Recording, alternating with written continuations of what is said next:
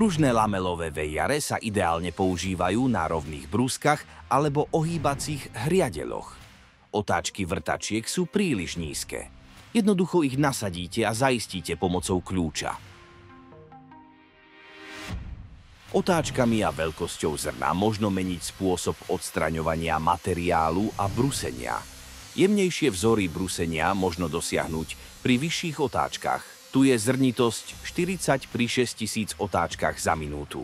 Úber je vyšší, ak znížime otáčky na 4400 otáčok za minútu pri zachovaní rovnakej veľkosti zrna.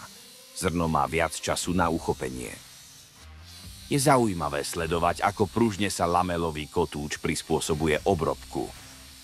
Aby sa dalo rýchlo pracovať aj s jemnejšou zrnitosťou, ako je v tomto prípade zrnitosť 60, sú k dispozícii lopatkové brúsky. Nielen v rôznych priemeroch, ale aj šírkach. Obrobky sa môžu opracovávať veľmi jemne, napríklad na odstraňovanie náteru alebo odhrotovanie. A aj pri jemnej zrnitosti 120 je zaručená vysoká miera úberu a dlhá životnosť, pretože lamelové kotúče sa rovnomerne opotrebúvajú a neustále sa doplňa čerstvé zrno. Tu je opäť porovnanie mikrofotografií.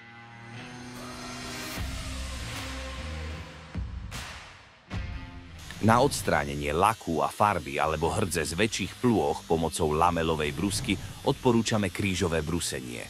Ide o striedavé brusenie z hora nadol a zľava doprava.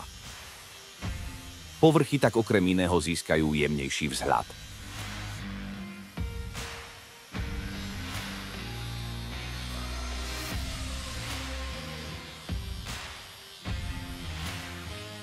Vďaka za lajkovanie a zdieľanie. Predplaťte si náš kanál, aby ste nezmeškali ďalšie videá.